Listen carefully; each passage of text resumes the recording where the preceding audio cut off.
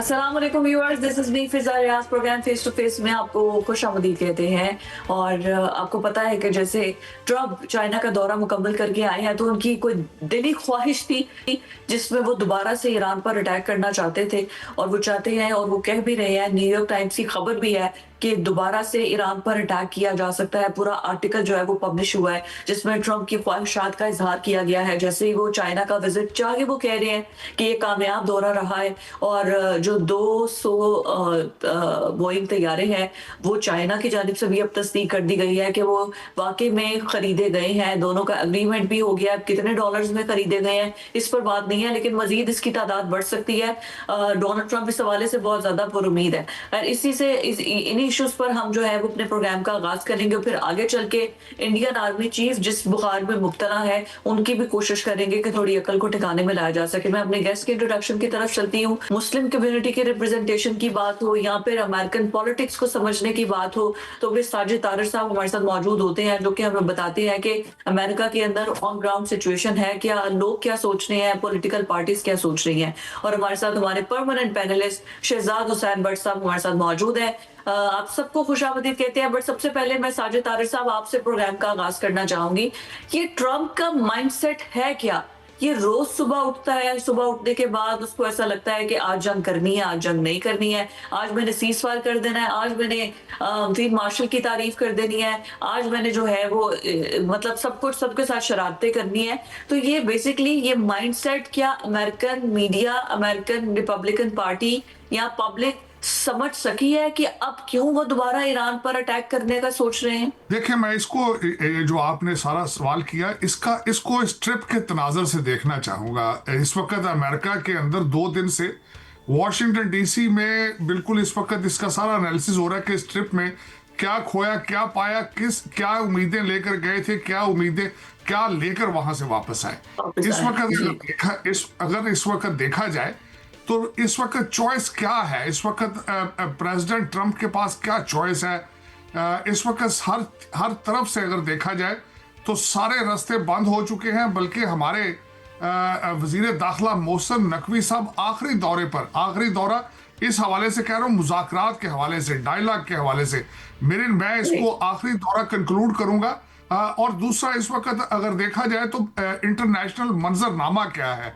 मंजरनामा ये है कि इस वक्त आबनाए हरमूज में एक ह्यूमैनिटेरियन क्राइसिस है। वहां पे 1550 जहाज और उसके बाद तकरीबन 23,000 सेलर जो जिंदगी और मौत की कश्मकश में है। बल्कि अगर अमेरिका के लेंस से हट के देखा जाए तो यूके और फ्रांस जिनके साथ वो दावा करते हैं कि उनके साथ 40 ममालिक उनके साथ उनके they are on board with them, उन्होंने अगले दिन 40 वज़राए खारजा की एक जूम मीटिंग भी की है।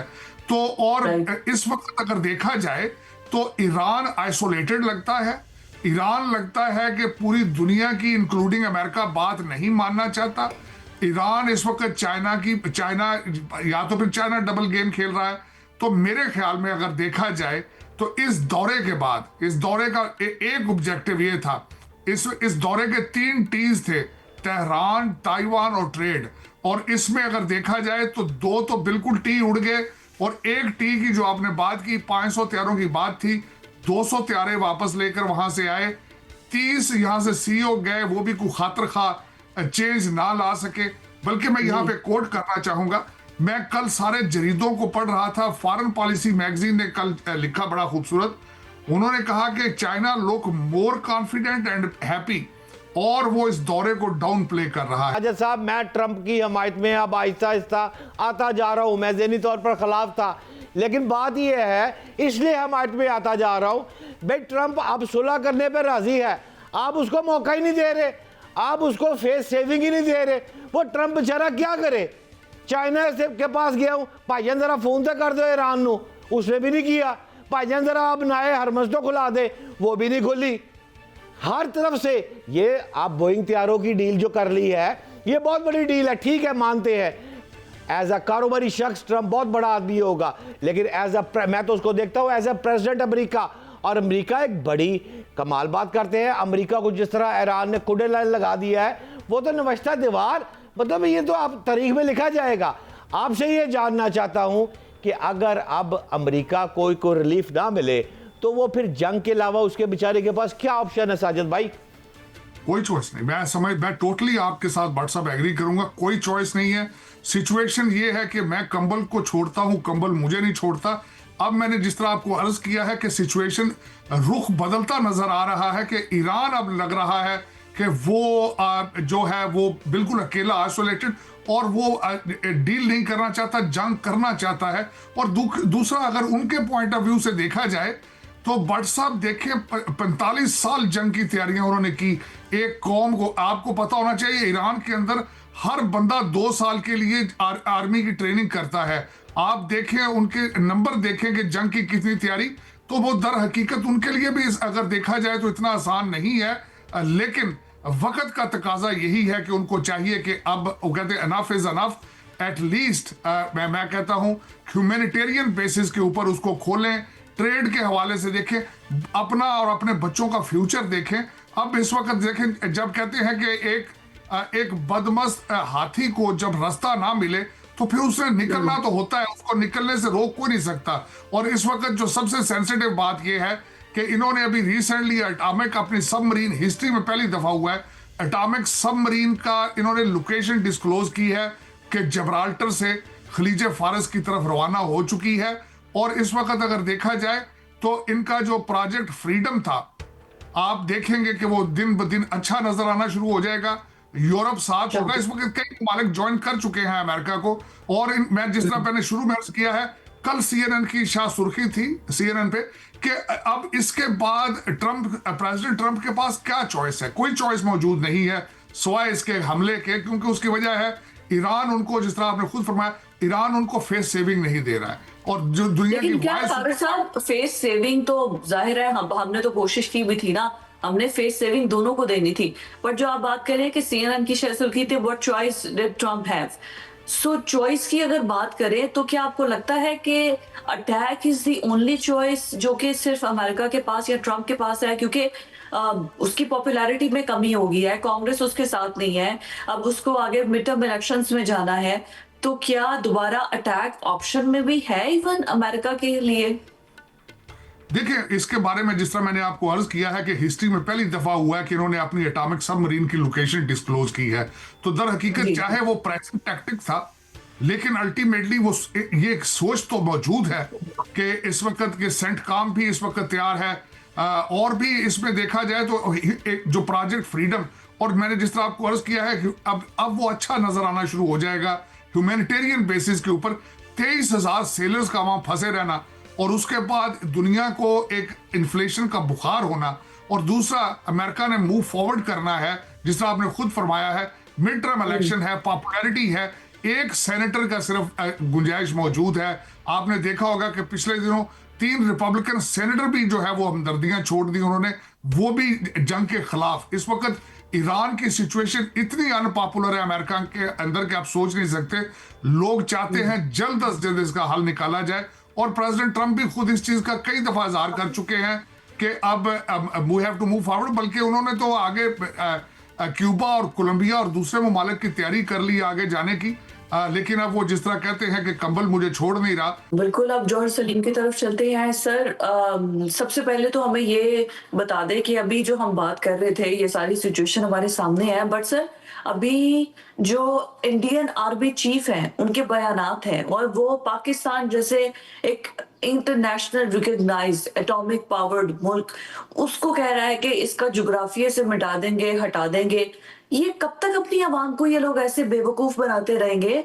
डिप्लोमेटिकली आप तो शायद बेहतर अंदाज में समझ सकते हैं कि इस किस्म की ओछी बातें करने से या इस किस्म के बयान देने से आपका कोई अच्छा इमेज तो इंटरनेशनली भी नहीं जा रहा है, और ना ही आपकी आवाम मजीद बेवकूफ बन रही है। क्या कहेंगे आप इंडियन आर्मी चीफ के बयान पर?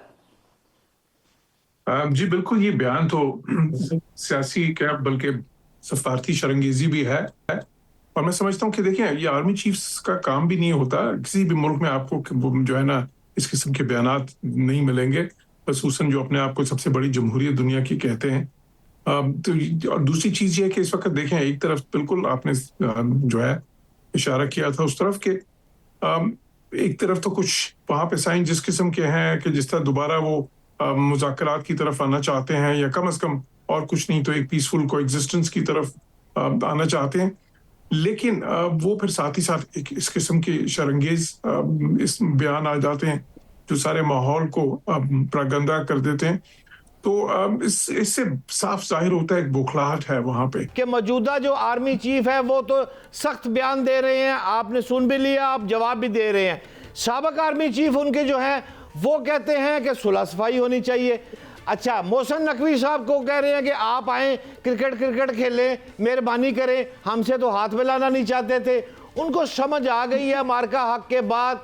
लेकिन मैं आपसे, आप चूँकि सफारतकारी पर बहुत ग्रिप रखते हैं, क्या ऐसी ही सफारतकारी होती है कि अपनी आवाम को बेवकूफ़ बनाने के लिए कि हमें पता है, भारत को पता है कि वो अब पीछे चला गया है, लेकिन वो फिर भी अटैक ऐसे बयान दे के इट इज़ नोन एज सफारतकारी। ये होती क्या सफारतकारी जौहर भाई? जी, ये बिल्कुल, ये सिर्फ मिक्स सिग्नल्स नहीं है, ये तो कॉन्ट्रडिक्टरी सिग्नल्स है ना। ये कैसे कि एक बयान जो है वो दूसरे बयान की नफी कर रहा है, तो उससे तो फिर ये सफारतकारी में तो नहीं आता। ये तो आप समझ लें कि स्ट्रेटेजिक डिसेप्शन अगर आप इसको कहें तो उसमें आता है, अगर ये उनका मकसद है। और वो इससे पहले प्रैक्टिस भी करते रहे स्ट्रेटेजिक ऑटोनॉमी के नाम पे। देखिए मसला क्या है हिंदुस्तान के साथ, इतने सालों से उनकी कोशिश थी कि इस खित्ते को पे अपना गलबा जो है ना, अपना स्ट्रेटेजिक गलबा कायम करें। अब वो जो है ना उसमें बिल्कुल नाकाम हुए। जो पिछले साल उनका पाकिस्तान इंडिया का जो मिलिट्री कॉन्फ्लिक्ट हुआ, उसमें जिस तरह की उनको शिकस्त हुई, उसके बाद तो बिल्कुल ही उनकी जो क्रेडिबिलिटी है हर लिहाज से और नीचे चली गई। फिर बाकी मुल्कों में भी देखें, बांग्लादेश के साथ अगर उनके ताल्लुकात देखें, श्रीलंका के साथ देखें, नेपाल के साथ देखें, इवन मालदीव जैसा छोटा मुल्क है उसके साथ देखें, किसी के साथ भी उनके ताल्लुकात इस वक्त अच्छे नहीं है। इस खित्ते में हर जगह उनको नाकामी का सामना है। लेकिन अभी भट्ट साहब ने जो गुफ्तगू किया ना मोहसिन नकवी के हवाले से, मैं चाहूंगी कि आप उस पर गुफ्तगू करें। He is also our interior minister. फिर जब हमारी उनके साथ सीरीज होती है तो वो हाथ मिलाना तक पसंद नहीं करते। एक जाने वो पाकिस्तान के खिलाफ ऐसे बयान दे रहे हैं, दूसरी जाने वो कह रहे हैं आईजी यू आर वेलकम, आप आए, मैचेस भी देखें। और वो बैक डोर में हमारी ओमान में तकरीबन बैक डोर चैनल्स में 3 मरतबा उनसे गुफ्तगू हो भी चुकी है। वो चाह भी रही हैं हम टेबल टॉक पर बैठ जाएं। ये सब चीजें हमारे सामने हैं जो कि हम अपने मीडिया में बिल्कुल खुलकर बता रहे हैं। लेकिन मुझे ये समझ नहीं आती कि कब तक ये लोग अपनी आवाम को बेवकूफ बनाते रहेंगे। दे आर मैच्योर्ड इनफ, उनको भी पता है कि ये सब ड्रामा पाकिस्तान के खिलाफ जो नैरेटिव है ये सिर्फ और सिर्फ वोट्स की वजह से है। जी बिल्कुल, आपने सही कहा। देखिए बेशक ये जो ट्रैक 2 जिसको हम कहते हैं या ट्रैक 1.5 जो है, उसमें फर्क ये होता है कि ट्रैक 2 में जो है ना कोई भी सर्विंग लोग नहीं होते। वो होते हैं जो फॉर्मर लेट्स से कि अहम पोजीशन पे रहे होते हैं, या साथ ही साथ जो है कोई दानिश्वर होते हैं। ट्रैक 1.5 में कुछ जो है सर्विंग लोग भी हो सकते हैं। अच्छा, इन दोनों ट्रैक्स पे उन्होंने बड़े उसमें तो बड़े जो है ना इस किस्म के सिग्नल्स दिए कि जिस तरह के अब वो हाँ इस चीज़ के जो है ना दोनों मुल्कों के दरमियान थोड़ी सी कोई रेप्रोचमान का अमल जो है ना वो आगे बढ़े। लेकिन और साथ ही साथ कुछ बयानात भी जिसका आपने जिक्र भी किया वो भी इस नहज पे दिए। और क्रिकेट डिप्लोमेसी जो है जिसका आपने जिक्र किया उसमें भी, उसके रियल में भी उसमें भी कुछ पॉजिटिव बयान दिए। लेकिन साथ ही साथ फिर इस किस्म के खतरनाक बयान, और वो भी देखें सर्विंग मिलिट्री चीफ का अगर बयान इस तरह का आएगा तो फिर आप बाकी बयानात को लेंगे कि सर्विंग मिलिट्री चीफ के बयान को लेंगे उनके। तो ये अब ये अलग मसला है कि देखिए उनकी सियासत में हो क्या रहा है इस वक्त। उनकी सियासत में इस वक्त मोदी जो है ना, जी बिल्कुल आरएसएस तो है ही, लेकिन अभी बात ये चल रही है पूरी दुनिया में भी आर्टिकल्स कितने इंटरनेशनल जराइद में आए हैं कि क्या इंडिया वन पार्टी सिस्टम की तरफ बढ़ गया है या ऑलमोस्ट बन गया वन पार्टी सिस्टम। क्योंकि अब देखें उन्होंने इस वक्त तो सारे जो स्टेट्स हैं 4 के अलावा सब में उनकी हुकूमतें आ गई हैं, और जिस तरह भी उन्होंने की हैं, चले हम उस पर कॉमेंट नहीं करते क्योंकि उस पर तो हिंदुस्तान में बहुत से कॉमेंट्स हो रहे हैं। लेकिन उसके बाद हुआ क्या है कि हर इदारा जो है ना, और ये मैं नहीं कह रहा, ये इंटरनेशनल जराइद कह रहे हैं, इलेक्शन कमीशन है बेशक, या कोई भी जो थोड़े बहुत पहले इंडिपेंडेंट होते थे, या उनका सुप्रीम कोर्ट है, वो सारे अब जो है ना बिल्कुल वो उनकी गुलामाना जहनियत बन गई है। और इस तरह मिलिट्री चीफ भी इंडिया में किसी जमाने में मिलिट्री चीफ जो होते थे इनके, वो बिल्कुल इस किस्म के बयानात कभी सियासी देते नहीं थे। वो एक न्यूट्रलिटी शो करते होते थे कि हम इस हुकूमत का हिस्सा नहीं है, हम स्टेट का हिस्सा है। लेकिन अब देखें कि वो एक दूसरे से बढ़ चढ़ के कोशिश कर रहे होते हैं जो है ना ये साबित करने की सिकोफेंसी के जरिए कि जी हम तो मोदी के खास वफादार हैं। तो ये इंतहाई जो है मैं काबिल समझता हूँ एहतराम। कि मैं सिर्फ- कथा कलामी की माजरत चाहता हूँ। इतला आ रही है कि मियां मोहम्मद नवाज शरीफ साहब चाह रहे हैं कि दोनों साइड से कूल और नफरत ख़त्म की जाए। मैं आपसे जानना चाहता हूँ, आप सफारतकारी का तजर्बा रखते हैं, क्या मशवरा देंगे हुकूमत पाकिस्तान को, मोहसिन नकवी साहब को भारत जाना चाहिए या नहीं? जौहर साहब। देखिए, इसमें तो कोई शक नहीं है कि अगर हमें इस खिते में अमन कायम करना है तो पाकिस्तान और हिंदुस्तान के दरमियान ताल्लुकात बेहतर होने चाहिए, और पाकिस्तान इसका ख़्वाह भी रहा है।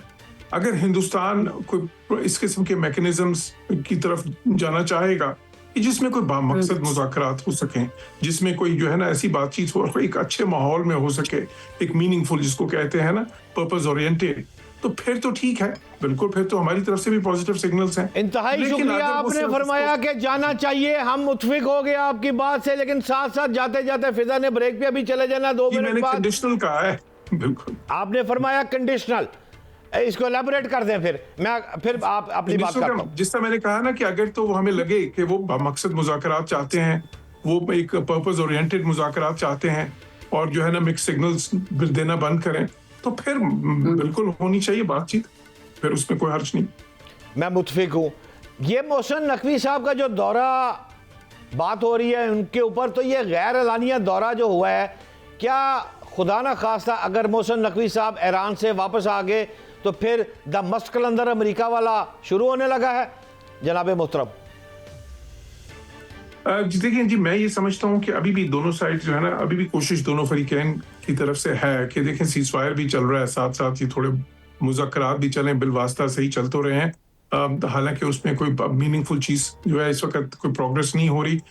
खतरा है इस वक्त मिसकैलकुलेशन का बहुत ज़्यादा। मैं समझता हूँ कि दोनों फरीकैन ये नहीं चाहेंगे और ये दोनों की लास्ट ऑप्शन होगी, और इस तरफ उनको बिल्कुल नहीं जाना चाहिए, क्योंकि उसमें बहुत तबाही होगी, बहुत ही ज़्यादा मुश्किलात सिर्फ इन दोनों के लिए नहीं होंगी, पूरे खलीजी ममालिक के लिए भी होंगी और इस खत्ते के लिए भी होंगी, पूरी दुनिया के लिए होंगी। तो इसलिए उस तरफ वो जो रास्ता है मेरे नज़दीक सही रास्ता नहीं होगा। लेकिन देखिए, अगर ये स्टेलमेंट इसी तरह जारी रहा तो मिसकैलकुलेशन का खतरा बहुत मौजूद है इस वक्त।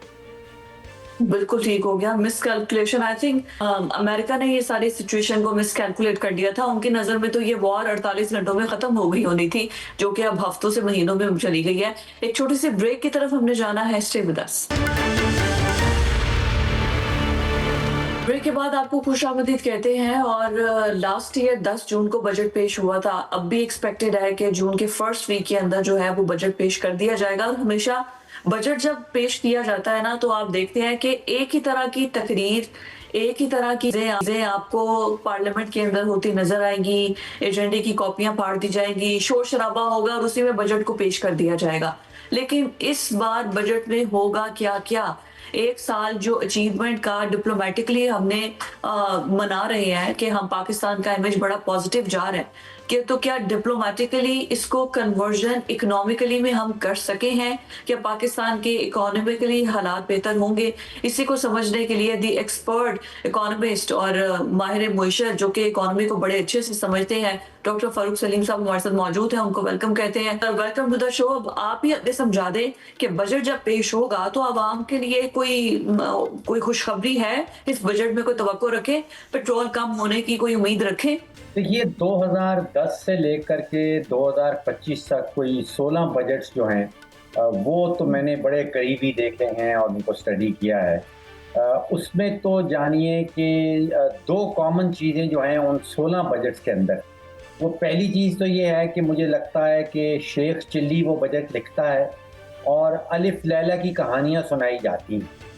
देखिए, 2010 का जिक्र इसलिए किया कि 2010 वो साल है जिस साल 18वीं तरमीम पास की गई थी।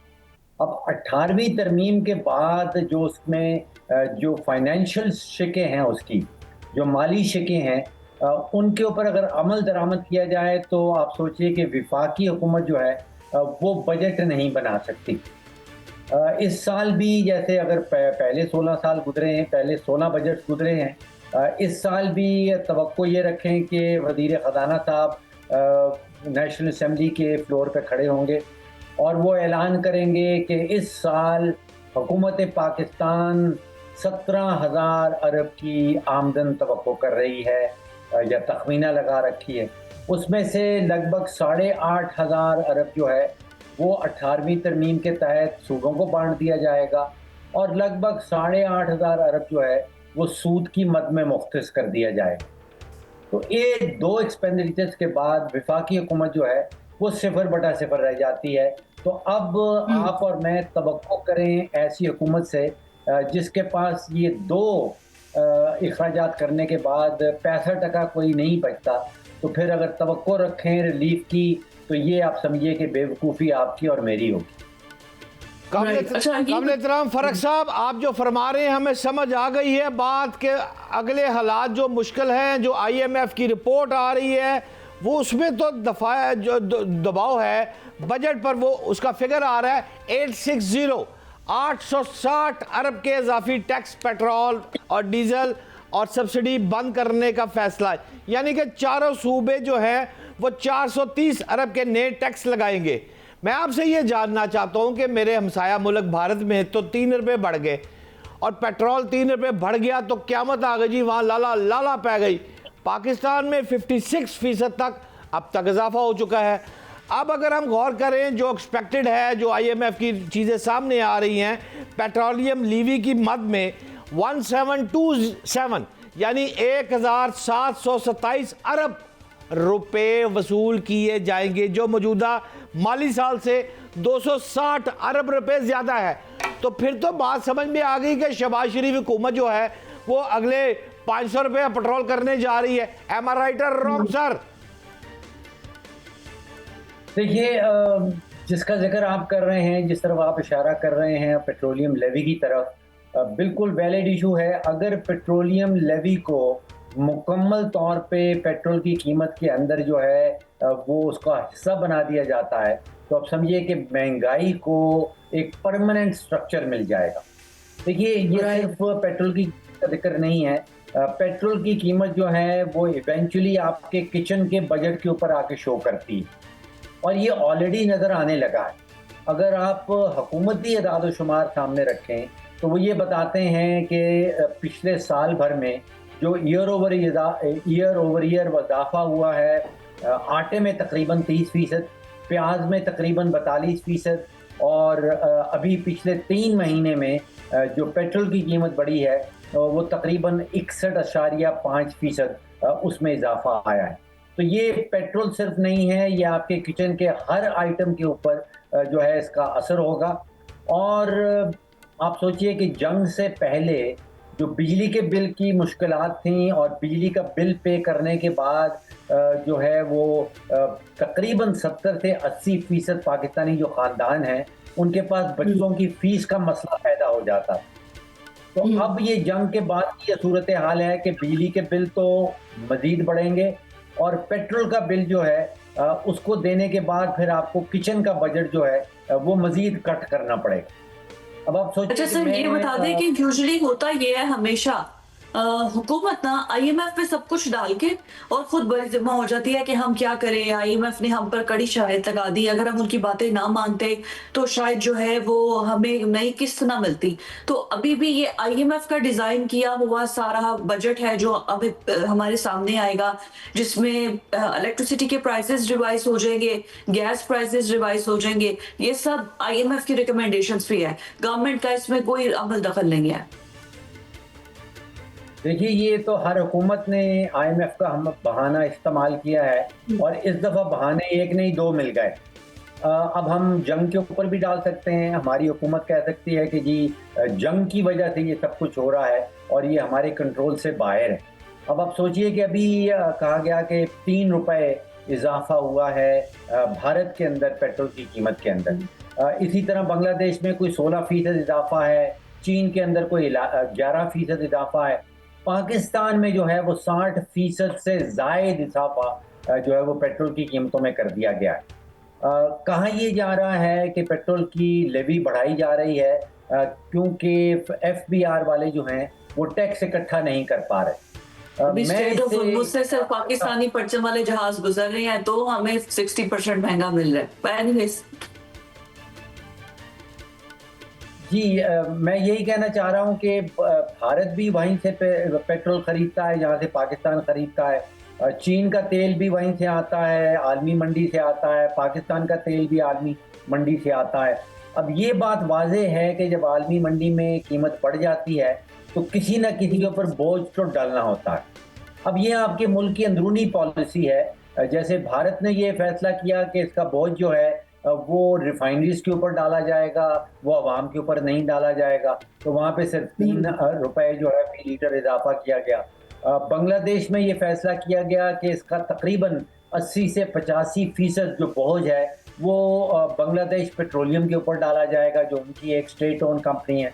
पाकिस्तान में ये फैसला किया गया कि 100% जो आलमी मंडी का बोझ है वो अवाम के ऊपर डाला जाएगा और मजीद हुकूमत भी इसी बहाने के तहत अपने खजाना भरने के लिए आप दुरुस्त फरमा रहे हैं, काबिल एहतराम। लेकिन मैं आपसे सिर्फ आखिरी एक सवाल करना चाहता हूं। हम तीनों ने मिलकर पाकिस्तानी अवाम को अच्छा खासा खौफजदा तो कर दिया है कि जी पेट्रोल भी बदल लगा जाए तो गैस भी बदल लगी जाए, लेकिन मैं जानना आपसे आखिरी सवाल मैं ये चाहता हूँ कि मुझे तो ये लग रहा है, अगर मैं इसहाक डार साहब को देखूं वो कहता है कि मशरक़ वस्ता का तनाज़ा ना होता तो जो शरह थी वो 4% तक पहुंच सकती थी। दूसरा, ईरान से, इराक से तेल, गैस, और जी जहाज़ आ रहे ने, मुल्क तरक्की कर रहा है, हर चीज़, दूध की नहरें बह जाएंगी, रावी चैन लिखेगा। आपको कोई खुशखबरी है सर, देना चाहेंगे अवाम को? फ़र्क भाई। जी बिल्कुल, मेरे नज़दीक जब देखिए जंगें जो हैं वो हमेशा के लिए नहीं चलती, ये जंग भी ख़त्म हो जाएगी और इस जंग के ख़त्म होने के नतीजे में मुझे लगता है कि जो सैंक्शंस हैं ईरान के ऊपर वो भी उठा ली जाएंगी। अब अगर सैंक्शंस उठती हैं तो आप सोचिए कि हमारा कोई 900 किलोमीटर का बॉर्डर है ईरान के साथ और बॉर्डर के उस पार लगभग 208 अरब बैरल तेल का पड़ा है और तकरीबन 34 ट्रिलियन क्यूबिक मीटर गैस की वहाँ पे ज़खायर हैं। तो ये 900 किलोमीटर का बॉर्डर जो है, यहाँ से आप सोचिए कि अगर कोई पाइपलाइन निकलती है, वो पाइपलाइन ग्वादर पहुँचती है, वो पाइपलाइन ग्वादर से नवाबशाह आती है, नवाबशाह में पाकिस्तान का एक बहुत बड़ा गैस का जंक्शन है। अभी अगर हम $16 $17 की गैस ले रहे हैं तो ईरान से ये गैस आएगी $5 या $6 की। अगर पाकिस्तान में $5 $6 की गैस आती है तो आप सोचिए हमारे पास इतना बड़ा जो है वो बिजली का इंफ्रास्ट्रक्चर पड़ा है, कोई 45,000 मेगावाट का, तो बिजली की कीमतें नीचे आ जाएंगी। फिर आप सोचिए कि हमारे पास खाद की फैक्ट्रियां हैं कोई 70 लाख टन कैपेसिटी की। अगर गैस सस्ती होती है तो खाद सस्ती हो जाएगी, अगर खाद सस्ती होती है तो खुराक सस्ती हो जाएगी। फिर आप सोचिए कि हमारे पास टेक्सटाइल मिलें हैं कोई 400 के लगभग, बहुत बड़ा इंफ्रास्ट्रक्चर है। अगर बिजली सस्ती होती है, गैस सस्ती होती है, तो फिर हमारी टेक्सटाइल इंडस्ट्री जो है वो दुनिया भर में कंपैरेटिव हो जाएगी। तो ये सब चीजें पॉसिबल क्लॉज में आपने बता दिया, ऐसा हो जाए।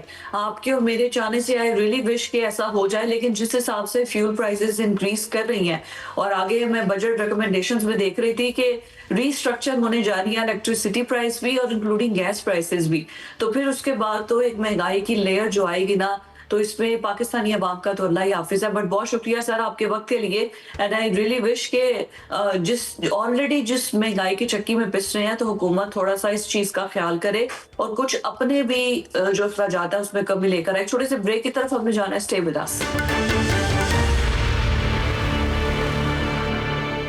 ब्रेक के बाद आपको खुश आमदीद कहते हैं। बजट पर जिस तरीके से हम बात कर रहे थे, तो अभी ये भी खबरें आ रही हैं बहुत ज्यादा कि नवाज शरीफ साहब भी बहुत सरगर्म हैं और वजीर खजाना साहब मोहम्मद औरंगजेब साहब कोई उनकी वो परफॉर्मेंस से खुश भी नहीं है। तो व्हाट्सएप, क्या वाकई ये खबरें जो आ रही हैं कि औरंगजेब साहब की जो नौकरी है वो खतरे में पड़ गई है, और उसके साथ साथ दूसरा ये कि जो नवाज शरीफ साहब हैं वो एक बार फिर से मुतहरिक हुए हैं और मुलाकातें भी चल रही हैं। किन किन लोगों से मुलाकातें हो रही हैं, कोई खबरें तो हमसे शेयर करें। बिल्कुल फिजा, आप दुरुस्त फरमा रही हैं, नौकरी खतरे में पड़ी नहीं, हल्की सी हिली है ज़रा कुर्सी, खतरे में अभी पड़ी नहीं है। और जो दूसरी बात मियां मोहम्मद नवाज शरीफ की मुलाकातें हैं वो बड़े ज़ोर शोर से हो गई हैं। ये लास्ट थर्सडे को मियां मोहम्मद नवाज शरीफ के तमाम टेस्टों की रिपोर्ट्स आई हैं और उनको डॉक्टरों ने A+ करार दिया है। अब जब डॉक्टरों ने A+ करार दिया है तो फिर वो आगे हैं मैदान में आगे उन्होंने दो चीज़ें की हैं। पहले तो उन्होंने कहा वफाकी बजट की बना रहे हो, मैंने ज़रा चेक कराओ। इस सिलसिले में ब्रीफिंग देने के लिए तशरीफ़ लेके गए इशाक डार साहब रायविंड में 48 घंटे पहले। उसके मौके पर इशाक डार की मौजूदगी में SN इकबाल साहब को बुलाया गया जो जनरल सेक्रेटरी हैं मुस्लिम लीग नून के, और बजट के हवाले से जो मुस्लिम लीग नून के दो मास्टरमाइंड है वो इशाक डार साहब और SN इकबाल साहब हैं। दोनों साहबान ने आकर बताया, जिस पर मियां मोहम्मद नवाज शरीफ ने IMF की रिपोर्ट है, सारी चीज़ें हैं, पेट्रोल है, डीजल है, उन्होंने कुछ अपनी नाराज़गी का इजहार किया और कहा कि इस बजट में एट एनी कॉस्ट आपको पेट्रोल और दीगर चीज़ों के रेट बढ़ाने की बजाय बिल्कुल नीचे की तरफ आपको देखना पड़ेगा, आप जाकर IMF से बात करें, ये हुक्म लगाया है उन्होंने। और चूंकि उनकी सेहत हो गई है ठीक, और साथ साथ उन्होंने प्लानिंग दूसरी मीटिंग में ये बात की है, खूबसूरत आपने नाम सुने होंगे, कभी गई भी होंगी, हुंजा वैली, चलास, सकरदू जाना जी मैं जहाज से बह के, वो एक जगह है जहां पर पाकिस्तान में गिलगित बल्तिस्तान जिसको GP कहते हैं, वहां पर हो रहे हैं इलेक्शन। वो इलेक्शन अगले महीने 7 जून को मेरा ख्याल एक्सपेक्टेड है। अब मियां मोहम्मद नवाज शरीफ ने कहा है कि जी सियासत में वापस आने के लिए पंजाब तो मरियम को दे दिया, वफाक दे दिया चाचा शहबाज शरीफ को, लिहाजा गिलगित बल्तिस्तान के जो इलेक्शन होने वाले हैं उनमें मेरे रखे जलसे। कैप्टन टाइड सफदर साहब पिछले 5 रोज से वहां पर हुंजा वैली में जनाब वो सारे मामलात को देख रहे हैं। अच्छा। अब वहां पर होंगे जलसे बड़े लेवल के, गिलगित GP में जनाब, हुंजा वैली में, शकरदू में, चलास में मियां मोहम्मद नवाज शरीफ साहब खिताब फरमा रहे होंगे जैसे कि पहले किसी ज़माने में फरमाया करते थे। ये है दोनों चीज़ें। अच्छा, मतलब हमें पॉलिटिक्स में वो पूरे इन होते नजर आएंगे।